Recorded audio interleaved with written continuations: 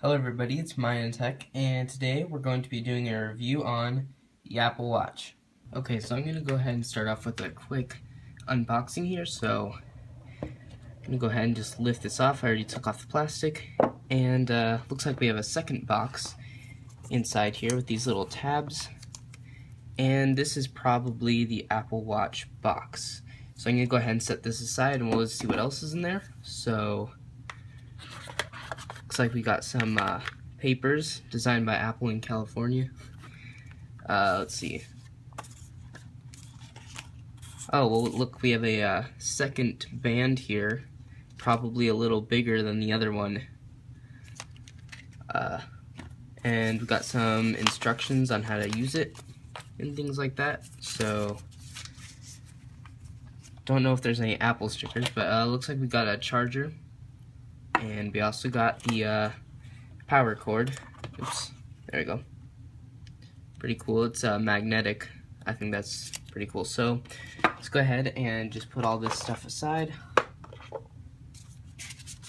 and we'll get to the Apple Watch box here. So it looks like we have more plastic around this. Oops, I kind of just tore it.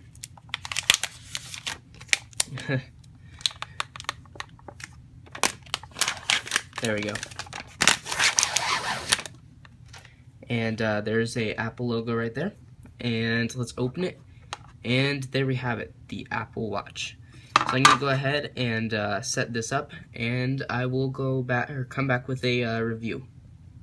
Okay, so I'm finished setting it up, and it took a while because I was figuring out how to use it, and I was also having a couple problems with the Messenger app, which is a downside to it. But if you push the crown over here, you can see that the watch face pops out, and you can actually push it again, and it'll take you to the home screen.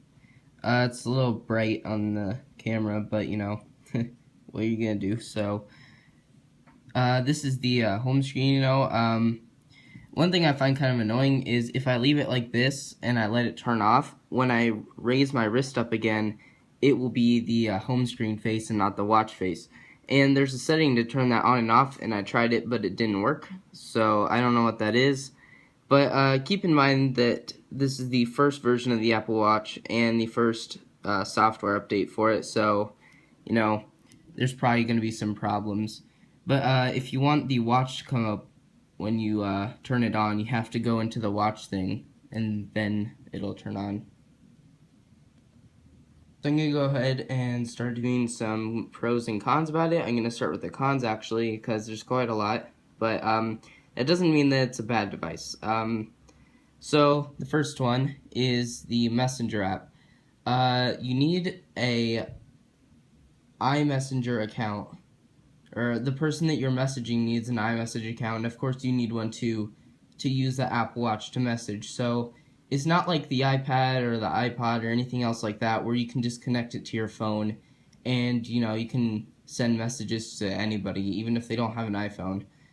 This, you have to have an iPhone, and you have to have a iMessage account set up for it to message. I was having problems with that yesterday. That's one thing that I found that was pretty disappointing.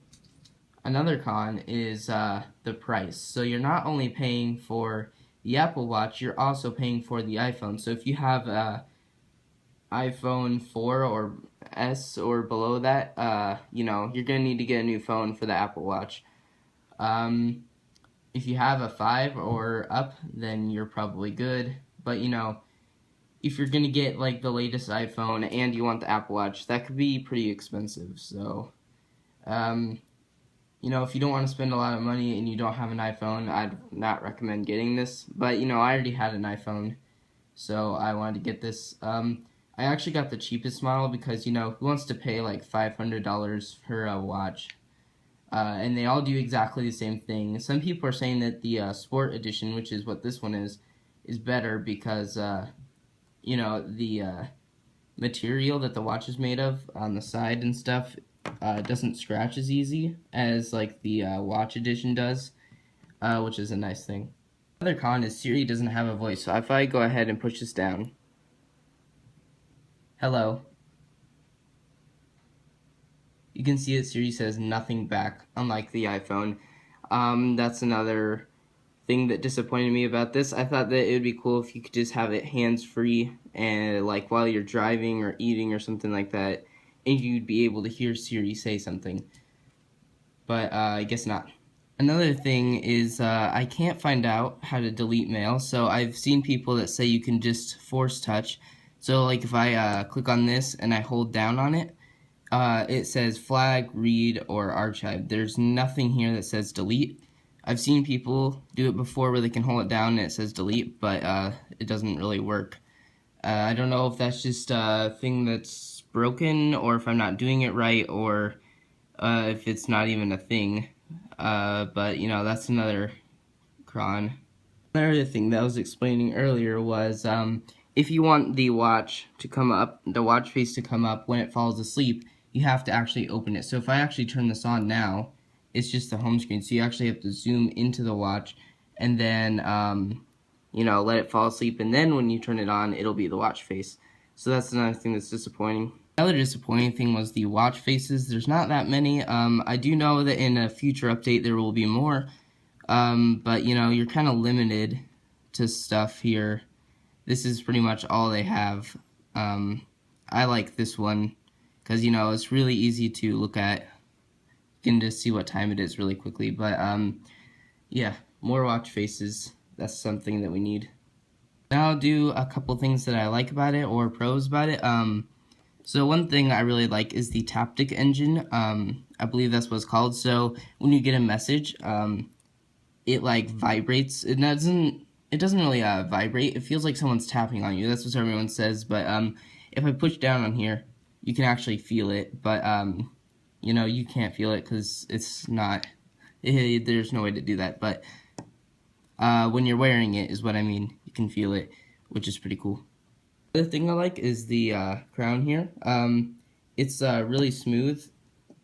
It works really good, and it's nice for scrolling through things. Like if I go into the mail app, you know, it's really nice for just scrolling through there instead of using your finger like this, which still works, but that's just another thing I like. Something else I think is pretty cool is you can actually use the camera app here to record video from your phone. I can't really show you that because I'm using my phone to record right now, but it's pretty cool. It pretty much shows you your phone screen, so you can set your phone across the room and go ahead and take a picture with your watch, and you can have it on a 3-second timer or just do it right away. And I believe that the 3-second timer has a burst mode, so you know it takes multiple photos, but don't really know, I haven't tried it yet, but it's pretty cool. Another thing the Apple Watch is good at is noticing when you lift your arm up to check your watch. If I just lift it up, it turns on, and you know, if I put it down, it'll turn off, or it will wait a couple seconds and then turn off. But it's really good at noticing when you want to look at the watch. I have noticed that sometimes I'm just reaching over to get something and then it will turn on by itself. But, you know, no big problem. It turns off like almost instantly when you do that. Another thing I like about it is the charging. Apple made it really simple. All you have to do is just lay it down on top of this, and it will charge.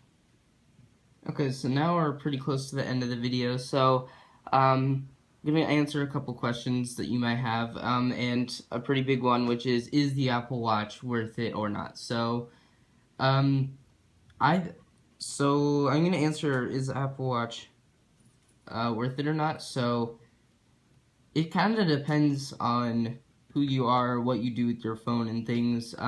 If you always have your phone in your pocket and you're always getting messages or something, this would probably be great because you can just answer them. Unless you have a lot of friends that don't have iPhones or something, then that would probably be a problem. But if you don't message a lot, or, you know, don't use your phone really a lot, then, you know, you might not need it. If you're an Apple fan, you'll probably love it, but, you know, I think that it's pretty cool. Some features are pretty buggy or don't work, which will probably be fixed in future updates, but, you know, overall, it's not bad. It depends on who you are or what you do. Yeah. So that's pretty much the end of this video. Again, if you text a lot, I would recommend getting it, but if you don't text like at all, probably not. This thing's meant mainly for notifications. But that's pretty much it for this video, and thanks for watching.